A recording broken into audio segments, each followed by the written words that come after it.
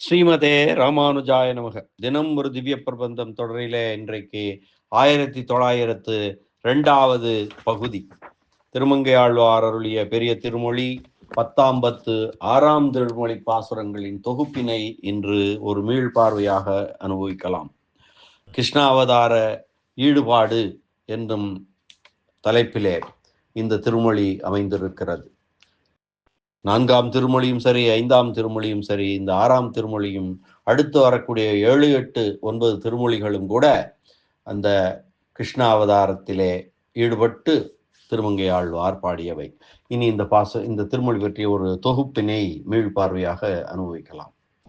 சப்பாணி கொட்டி விளையாடும் பருவத்தை முன் திருமொழியிலே, அதாவது 5வது திருமொழியில் அனுபவித்தார் ஆழ்வார். அதனை அடுத்து வெண்ணெயையும் தயிரையும் களவு கண்டு அமுது செய்தபடியை பரிவுடைய யசோதை பிராட்டி பாசுரத்தாலே அனுபவிக்கலாம் என்ற செய்தியை மனதிலே கொண்டவர் அதனை மறந்து தாம் எம்பெருமானுடைய அந்த செயல்களிலே ஈடுபட்டு எம்பெருமானுடைய மேலார்க்கும் மேலாய பரத்துவ தன்மையையும் பிறரை தோற்கடிக்கும் திரளையும் அவனை அடியார்கள் விரும்பும் திறத்தையும் எல்லா வகையாலும் எம்பெருமானுக்குரிய மேம்பாட்டினையும் அனுபவித்து அப்படிப்பட்ட மேன்மையுடையவன் இன்று இப்படி உடல் வலிமையற்ற பெண் ஒருத்தியாலே கட்டுண்டு அடிபட்டு நோவுபடுகிறானே என்று எம்பெருமானின் எளிமையை நினைத்து இனியராகிறார்.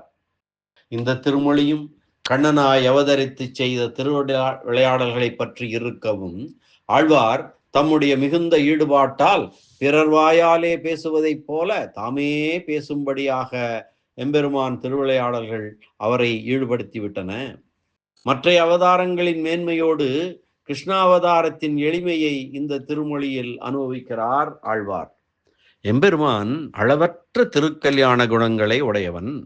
அவை மேன்மைக்கு இடமானவை என்றும் எளிமைக்கு இடமானவை என்றும் 2 வகையாக பிரிக்கலாம். ஞானம், சக்தி, பலம், செல்வம், வீரியம், தேஜஸ் என்பன மேன்மை குணங்களாகும், அதாவது பரத்வ குணங்கள். வாத்சல்யங்கள், சௌசீல்யம், சௌலபியம் முதலியவை எளிமை குணங்களாகும். இவை 2ஐயுமே அடியார்கள் அனுபவிப்பார்கள்.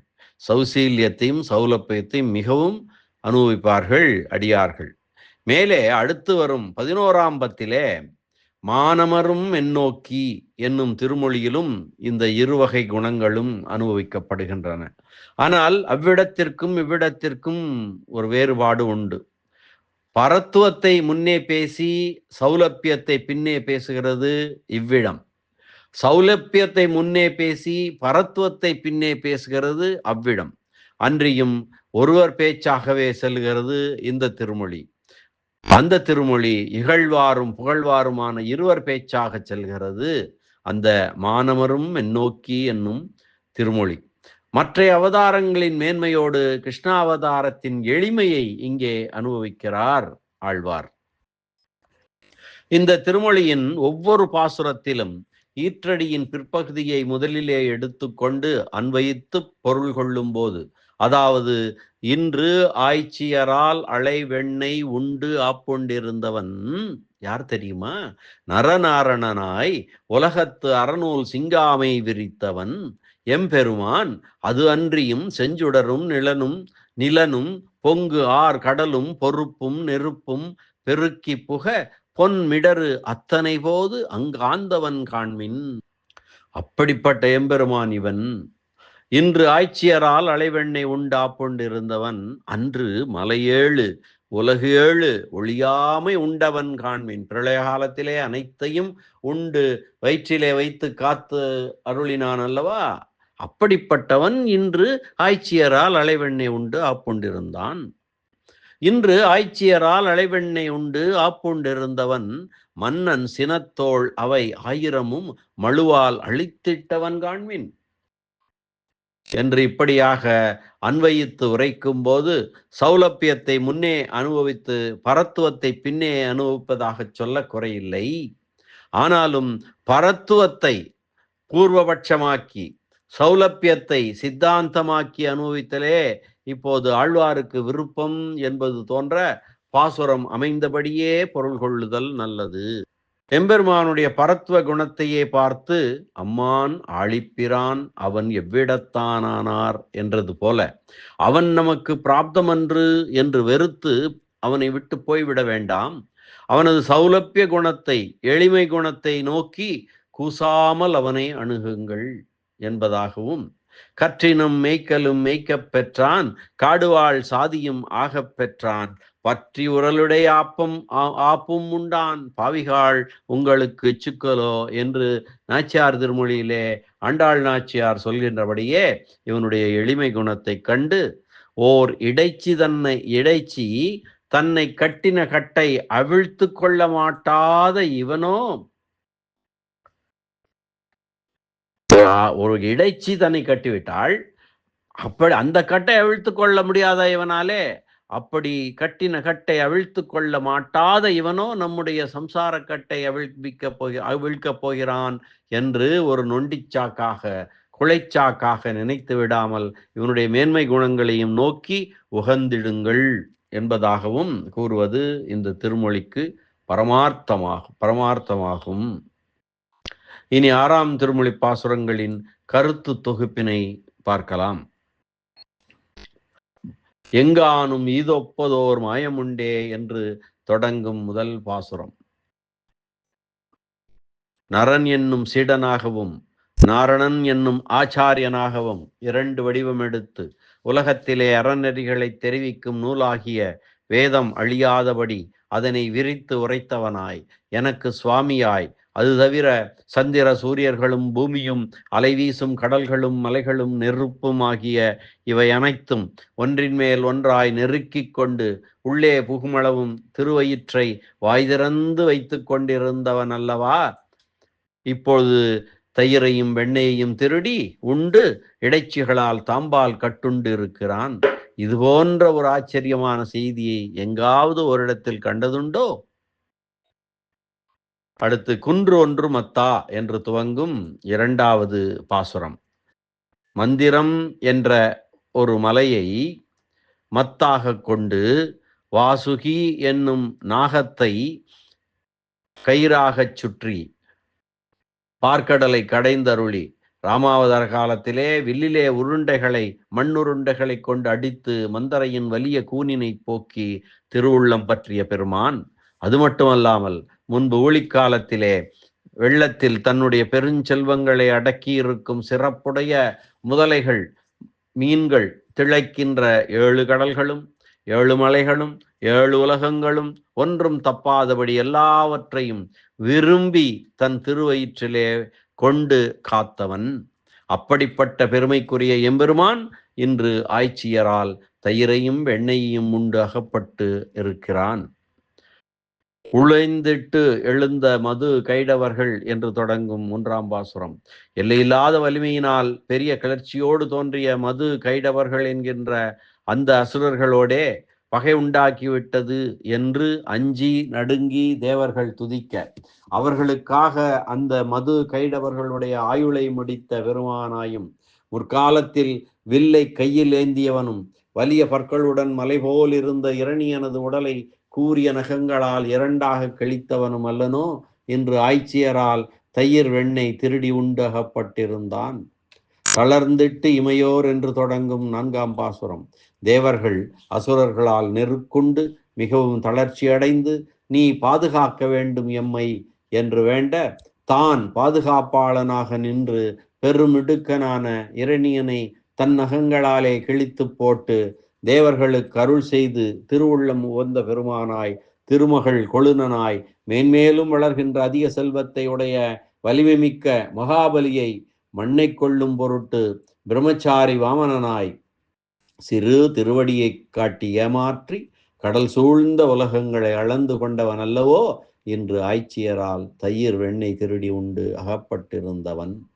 நீண்டான் குரலா என்று தொடங்கும் 5வது பாசுரம், அடியார்கள் அனுபவிக்கின்ற கொடிய பாவ பலன்கள் எல்லாம் அவர்களை நெடுங்காதபடி திருவுள்ளம் பற்றி வாமனமூர்த்தியாகி நீண்ட வானமெங்கும் வளர்ந்தவனாய் நித்திய சூரிகளளவும் செல்லும்படியாக தன் திருவடிகளை உயர்த்து வைத்தருளிய உபகாரகனாய், அது மட்டுமல்லாமல் முன்னர் எமதூதர்கள் எல்லோரையும் ஆராய வேண்டும் என்று தானே இட்ட கட்டளையை வேண்டாமையினாலே யமதூதர்கள் எம் அடியாரை ஆராய கடவர் அல்லர் என்று நியமித்தருளி 7 உலகங்களை எல்லாம் பாதுகாத்தவன் அல்லவோ இன்று ஆய்ச்சியரால் அலைவெண்ணை திருடி உண்டு ஆப்புண்டிருந்தான் என்கிறார்.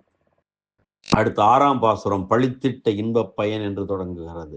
அறநூல்களிலே இகழப்பட்ட அற்ப பலன்களை முற்றிலும் விட்டு தன் திருவடிகளிலே விழுந்து துதிக்க வல்லவர்களுடைய துன்பங்களை எல்லாம் கழித்தருளி அவர்களை தனக்கு நித்திய அடியார்களாகச் செய்து கொள்ள வல்ல தலைவனாய் திருமகள் கேள்வனாய் அது அன்றியும் முன் பெரிய ஆரவாரத்தை செய்து கொண்டு மார்பு தட்டி கிளர்ந்து போர் புரிய எதிரே வந்து நின்ற கார்த்தவீரியன் என்னும் அரசனுடைய கோபத் துடிப்பு கொண்ட 1000 தோள்களையும் தனது மழுப்படையால் அளித்தவனான பெருமானன்றோ இன்று தயிர் வெண்ணெய் திருடி உண்டு ஆய்ச்சியரால் கட்டப்பட்டிருந்தவன்.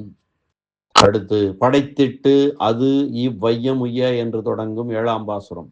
முன்பொரு காலத்தில் இந்த உலகங்களை உறுப்புகள் உடல்களோடு உயிர்களை படைத்து அந்த உலகம் பிழைப்பதற்கு உறுப்பாக தன் திருவடிகளிலே பணிந்து துதிக்க வல்லவர்களுடைய துன்பங்களை எல்லாம் போக்கி அப்படிப்பட்டவர்களை தனக்கே உரியவராக ஆக்கிக்கொள்ள நினைத்த அளவிலே அத்திருவுள்ளத்தை அறிந்து கொள்ள மாட்டாமல் கலங்கி தீங்கிழைத்த அரக்கர்களுடைய வலிமை பாழ்படும்படியாக நெருக்கி தள்ளி எழுந்த வானர வீரர்களை சேனையாக கொண்டு கடல் நிரம்பும்படி மலைகளை பரப்பி கடலை தூர்த்தவனான பெருமானன்றோ இன்று தயிர் வெண்ணெய் திருடி உண்டு ஆய்ச்சியரிடம் கட்டுண்டு கிடக்கிறான்.